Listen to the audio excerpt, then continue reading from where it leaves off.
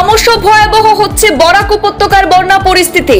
এবারে শিলচর করিমগঞ্জ জাতীয় সড়কের 5 গ্রাম অংশে উঠে গেল বরাক নদীর জল। জলের নিচে শিলচর করিমগঞ্জ জাতীয় সড়ক। 5 গ্রাম পেট্রোল পাম্পের নিকটে জাতীয় সড়ক জলের নিচে। যে কোনো মুহূর্তে বিচ্ছিন্ন হতে পারে বরাকের অভ্যন্তরীণ যোগাযোগ ব্যবস্থা। ধারা বর্ষণে বরাক উপত্যকায় বন্যা পরিস্থিতি নিয়ন্ত্রণে বাইরে চলে যাচ্ছে। বরাক নদীতে জলস্তর ক্রমশ বৃদ্ধি পাচ্ছে। ইতিমধ্যে আপার আসামের সাথে বরাকের যোগাযোগ প্রায় বিচ্ছিন্ন হয়ে গিয়েছে। তার মধ্যে বরাকের অভ্যন্তরীণ যোগাযোগ ব্যবস্থাও বন্ধ হওয়ার পথে। শিলচর করিমগঞ্জ জাতীয় সড়কের 5 গ্রাম অংশে উঠে গেল বরাক নদীর জল।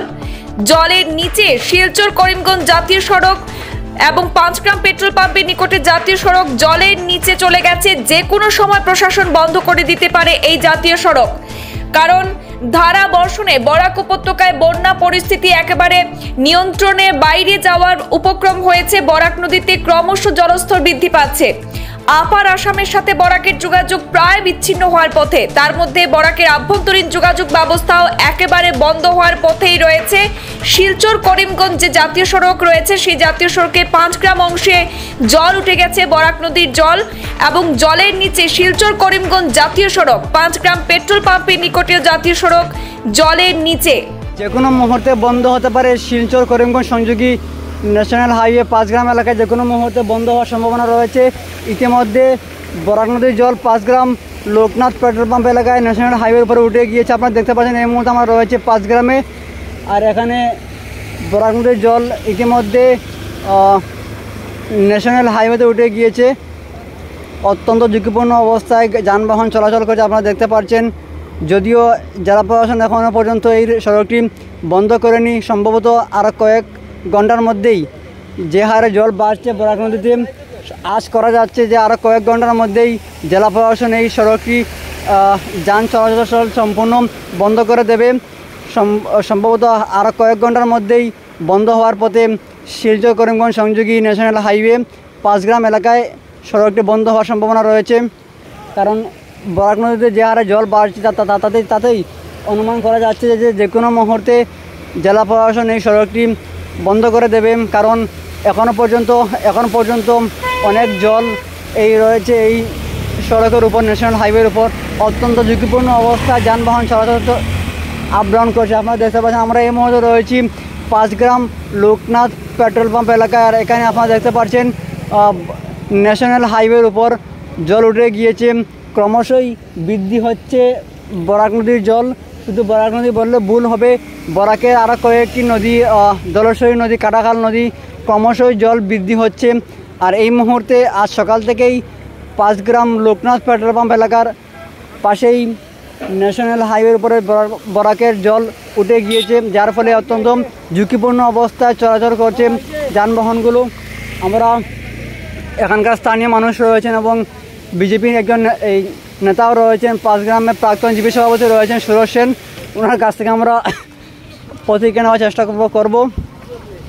আপনারা দেখতে পাচ্ছেন এই মুহূর্তে বরাক নদীর এই ন্যাশনাল হাইওয়ের উপরে জল দেখার জন্য ক্রমশই ভিড় বেড়েই চলেছে। আর আমরা এই মুহূর্তে 5 গ্রামের প্রাক্তন সভাপতি, জিপি সভাপতি তথা বিজেপির নেতা সুরজ সেন এই মুহূর্তে রয়েছেন আমাদের সম্মুখে। আপনারা দেখতে পাচ্ছেন। দাদা, কী বলবেন, কী অবস্থা জলের? অবস্থা খুবই শোচনীয়। আমি নিজে গামছা পরে ঘর থেকে বেরিয়েছি এবং আমি এখানে 10 নম্বরে একটা গোচরা অঞ্চল যে আছে, এই অঞ্চলের মানুষ এখানে গৃহহারা হয়েছে। ওনাদের এই ম্যাজিস্ট্রেট এখানে বিডিও সাহেব, ওনাকে ফোন করেছি, উনি এসেছেন সরজমিনে এসে এখানে রিলিফ ক্যাম্পের একটা ব্যবস্থা করা হয়েছে। এখন আমি টাউন হাই স্কুলে যাচ্ছি। এখানে আমাদের দাস কলোনি এলাকা, মজুমদারপাড়া, চৌধুরীপাড়া, যে জায়গায় মানুষ এই বন্যায় প্লাবিত হয়েছে, গৃহহারা হচ্ছে, আজকে এই ক্যাম্পের ব্যবস্থা করার জন্য এবং যাতে সরকারি সাহায্য করা যায় এটার জন্য আমি বেরিয়েছি। আচ্ছা, এই যে সড়ক ন্যাশনাল হাইওয়ে জল কেমন রয়েছে এখানে? এইমাত্র জল একটু আগে এখানে জলটা উঠেছে, আর কিছুক্ষণ পর মনে হয় যেভাবে জল বাড়ছে, এই ন্যাশনাল হাইওয়ে বন্ধ করতে হবে, কারণ সুরক্ষার দিকেও আমাদের দেখতে হবে আমাদের। আচ্ছা, আপনি একজন প্রাক্তন জিপি সভাপতি, তো এখানকার মানুষকে আপনি কি মেসেজ দিতে চান, কি বার্তা? মানুষ সুরক্ষার জন্য মানুষের নিজের সুরক্ষা নিজে করুক, আর সরকারের সাহায্য আমরা যতটুকু পারি সরকারের তরফ থেকে যাতে সাহায্য করতে পারি মানুষকে, এটার জন্য সবাই বেরিয়ে আসুন। দাদা, কীরকম নির্বাহ?